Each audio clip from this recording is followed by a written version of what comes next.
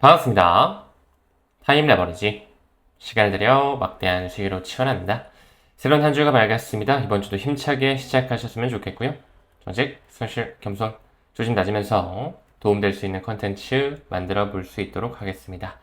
목차 보고 갈까요? 크립토 토탈 마켓 사이즈가 계속 좀 쪼그라들고 있고 SK 하이닉스가 일시적으로 비트코인에 대한 시가총액을 넘어선 바 있었죠. 다음으로 미국과 이란의 전쟁이 뭔가 좀 MOU가 체결되는 듯 싶었지만 계속적으로 좀 잡음이 나타나지고 있고요. 리플 원장의 업그레이드와 빠른 변화 그리고 범지구적으로 규제 프레임워크, 이 크립토 산업에 대한 여러 가지 판이 짜지고 있다라는 것도 함께 말씀을 드리겠습니다.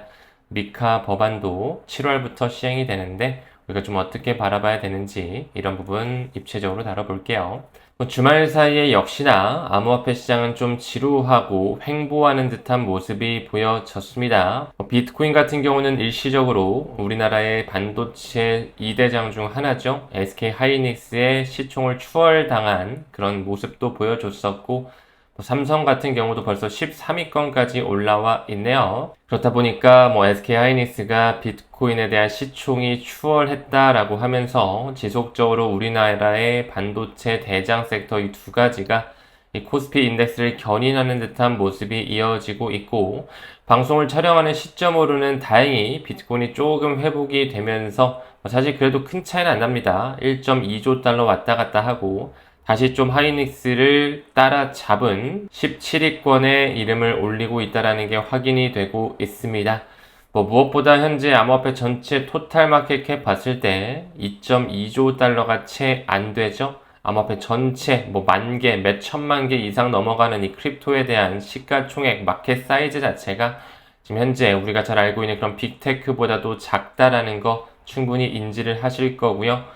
최근에 상장했던 스페이스 X 역시 2조 달러를 훌쩍 넘으면서 순식간에 비트코인뿐만 아니라 이 크립토 전체 시가총액을 뛰어넘은 것, 굉장히 현재 마켓 사이즈가 작은 초기 국면이라는 걸 다시 한번 확인할 수가 있습니다. 다음으로 비트코인 독주가 심화된다라고 하면서 알트코인 시즌이 실종된 거 아니냐, 이런 식의 이야기도 지금 온체인 지표와 함께 나오고 있죠. 현재 비트코인 대비해서 메이저 알트코인으로 불리우는 이더리움, XRP, BNB, 솔라나 같은 경우에 너무 가격적인 부분이 계속 짓눌러져 있다 보니까 비트코인 혼자만 좀 움직이고 알트코인은 지금 다 죽어있는 시장 아니냐, 이런 식의 이야기거든요.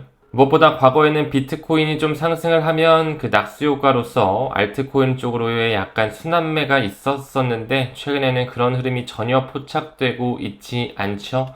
무엇보다 유동성과 명확성의 시기가 불어오게 된다면 여기 나오는 것처럼 시장 내 상위 10개 정도의 알트코인이 전체 자금의 약 8할 정도를 차지할 수 있는 소수 종목 쏠림 현상이 나타나지 않을까 그대로 바라보고 있습니다. 그렇기 때문에 우리가 지금 현재 이 코인 시장에 머물러 있다라고 하면 이 쏠림 현상의 수혜를 받을 수 있는 코인들에 조금씩 물을 주면서 수량을 확보할 필요가 있겠죠. 이 크립토 퀀트에서는 알트 시즌이 끝이다라는 이야기까지 나오면서 비트코인 자금 순환 구조가 붕괴됐다, 이런 이야기가 나오고 있는데요. 여기 나오는 것처럼 대다수 알트코인은 동반 상승이 안 되고 있다, 지금 자금줄이 끊겼다라는 식으로 해석이 되고 있고요. 우리는 이럴 때일수록 본인의 포트폴리오 안에 담겨 있는 그런 코인들이 과연 끝까지 생존할 수 있는지에 대해서 다시 한번 객관적으로 짚어볼 필요가 있지 않을까 싶습니다. 그러면서 바이낸스의 창시자 창펑자오는 이 비트코인의 4년 주기는 유효하다, 이런 얘기를 하면서 이 인공지능과 암호화폐, 디지털 자산 결합 잠재력이 있다, 이런 얘기를 하는데, 사실 이 비트코인 4년 주기가 유효하다라는 말을 우리가 조금 더 깊게 지켜본다면 올해 4분기 한 10월, 11월까지는 계속적인 약세장, 횡보장, 바닥을 다지는 그런 구간이 이어질 확률도 전혀 배제할 수 없을 것 같고요. 사실 미국 같은 경우는 지금 생산성의 증가 그리고 경제 성장률을 높여야 되는 부분에 있기 때문에 이 AI에 대한 붐을 일으킬 수밖에 없을 것이고요. AI 에이전트 시대까지 도래하게 된다면 반드시 이 크립토 커런시가 뒷단에 붙어 있을 수밖에 없을 것이다 말씀을 드리고 싶습니다.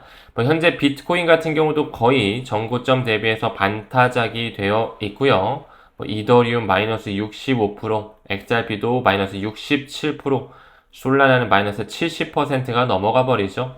지금 메이저 알트코인이라고 하는 이런 친구들 또한 거의 가격적인 부분에서는 죽을 쓰고 있다라고 해도 과언이 아닌 국면을 보여주고 있습니다. 하지만 앞으로 그들이 짜놓은 판때기가 바뀌는 부분에 있어서 이 AI의 잠재적 위험성과 블록체인 그리고 디지털 자산과의 결합 가능성이 높게 바라봐진다면 현재의 이 공포 구간에서도 우리가 조금씩 수량을 확보할 필요가 있을 거고요.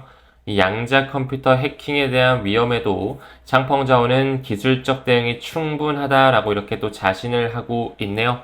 사실 그들이 만들어 놓은 새로운 판이자 산업혁명의 일부이기 때문에 양자 컴퓨팅 해킹의 상호 보완적인 움직임 충분히 이 포스터 퀀텀 시대를 만들 수 있지 않을까 생각이 됩니다.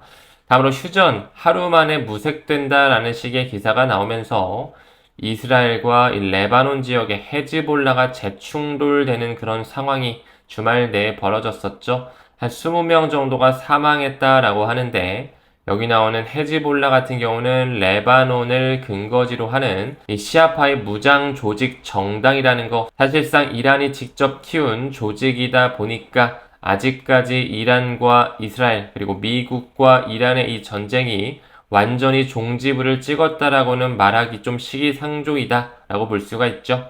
이란은 지속적으로 좀 승리를 주장하고 규칙을 지키지 않으면 다시 칠 것이다 이런 식으로 좀 자존심을 내세우고 있고 또 미국은 핵 포기, 이 우라늄 농축에 대한 압박을 지속적으로 하면서 뭔가 협상이 잘 이루어지는 것 같으면서도 지속적으로 좀 잡음이 발생이 되고 있습니다. 또 최근에 미국의 부통령이죠. 이 JD 벤스 같은 경우 스위스로 직접적으로 가가지고 미국과 이란의 핵 동결 2달 정도의 협상에 돌입을 했다라고 이야기가 나오는데 또 앞으로의 약 2달 정도 시간 동안 그들이 어떤 흔들기를 보여줄지 아직 완전한 종전이라고는 보기 어렵다. 다시 한번 강조드리고 싶고요. 현재 이제 60일 카운트다운이 시작됐다라고 볼 수가 있고 한 8월 중순 정도까지는 결과를 도출해야 될 것 같은데 지금 이 정도의 레바논과 이스라엘의 이런 교착 상태가 계속 지속이 된다면 협상이 착수되는데 좀 늦어질 수 있지 않을까 좀 보수적인 스탠스로 바라봐 주시는 게 좋을 듯 합니다.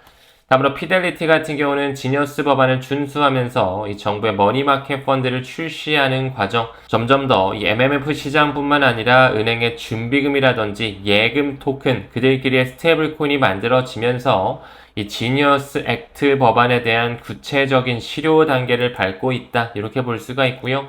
또 최근에 크라켄 같은 경우는 CFTC 규제를 받는 무기한 선물 거래를 출시했는데 역시나 우리가 잘 알고 있는 비트, 이더, 엑사피, 솔라나와 같은 이런 4대장 코인들이 지속적으로 파생 상품이 만들어지고 있다는 걸 볼 수가 있고요. 또 리플 같은 경우는 T54 AI와 함께 리플 원장에서 그리고 XRP와 RLUSD를 직접 활용하면서 X40이라고 하는 결제 표준 위에 직접적으로 정산과 결제를 할 수 있는 플랫폼을 강화시키고 있다는 거 매우 중요하게 볼 수가 있었고요. 이 배시 이야기하는 것처럼 지속적으로 리플 원장에 대한 퀀텀 양자 컴퓨터에 대한 이슈 로드맵뿐만 아니라 랜딩 프로토콜도 나오고 싱글 볼트를 통해서 이자 수익이 만들어지는 토대도 만들어지고 있고요. AMM 버전 2가 또 나오면서 지속적인 자본 효율성, 스테이블 수합이나 이 유동성에 대한 두터워지는 층을 만들면서 그들의 로드맵대로 꾸준히 점진적인 발전을 이루고 있다. 이렇게 좀 볼 수가 있겠죠. 그래서 홍콩 통화 연구소에서 이야기하는 것처럼 리플 XRP를 직접적으로 쓰면서 더 저렴한 국제 결제와 정산, 세틀먼트 단계까지 가능하게 하는 중요한 역할을 하고 있다라는 거 우리가 가치에 집중할 필요가 있고요. 또한 미국의 규제 당국 5곳이 이 지니어스 법안에 대한 자금 세탁 방지 체계의 일환으로서 새로운 규정, 모델을 만들어가고 있거든요. 여기 나오는 것처럼 미국 재무부 산하의 금융 범죄 단속국뿐만 아니라 여기 연준의 마크도 보이고요. 우리가 잘 알고 있는 뭐 OCC나 FDIC 그리고 NCUA라고 해서 연방공제조합까지 이런 마크들, 지금 그들이 트럼프 행정부 산하에서 규제 당국을 통해 친크립토 그리고 점점 법과 제도를 만드는 과정이 빨라지고 있다는 걸 확인할 수가 있습니다. 시간이 조금 더 걸릴 수 있고요. 저는 2030년을 바라보면서 금융 포용성의 시대를 미리 준비하고 자리를 선점하자라는 그 비전으로서 투자를 이어가고 있습니다. 이 지니어스 법안이 더더욱 탄탄하게 만들어질수록 이 NYDFS, 이 뉴욕 금융서비스청에서 인정하고 있는 스테이블 코인인 리플의 USD 역시 지속적인 주주량이 많아지고 기관의 채택을 받을 수밖에 없겠죠. 또한 아직 여기에는 XRP가 올라와 있지 않지만 결국에 이 리스트 안에도 편입이 되지 않을까 싶습니다. 현재로는 비트코인과 이더리움 정도 편입이 되어 있고 이미 나스닥에서는 비트코인을 BTC가 아니라 XBT로 같이 티커명을 올리고 있다는 것도 함께 확인을 해주시면 좋을 것 같습니다.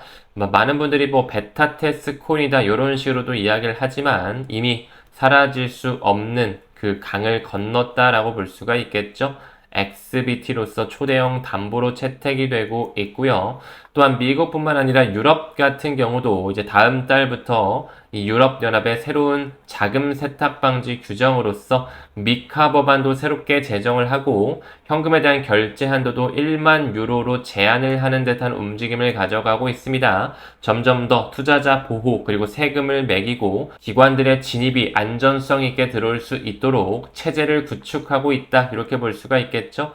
미카도 이제 7월부터는 전면 시행 카운트다운이 들어가면서 전환 기간의 종료 시점이 머지 않았다. 이제는 유럽에서도 이 라이센스가 없으면 즉시 퇴출될 수밖에 없죠. 현재 유럽의 넥소 거래소 같은 경우도 미카 준수를 위해 정상적으로 준비하는 과정을 거치고 있다라는 부분에 있어서 긍정적으로는 볼 수가 있지만 아직까지 뭐 OKX나 크립토닷컴, 비트스탬프, 업홀드와 같이 완전히 이 크로스 체크가 되는 상황까지는 아니기 때문에 그 컴플라이언스를 완전히 준수하는 시기까지는 조금 더 보수적으로 바라봐 줬으면 좋겠습니다. 점점 스위프트의 이 새로운 프레임워크가 만들어지고 이 페드나우 서비스도 가동이 스물스물 준비가 되는 부분에 있어서 리플렛과 XRP가 어떻게 유틸리티로 상응하면서 부상하는지 꾸준히 가치에 집중하면서 투자 이어가시죠. 오늘도 끝까지 시청해주시면 대단히 감사드리고요.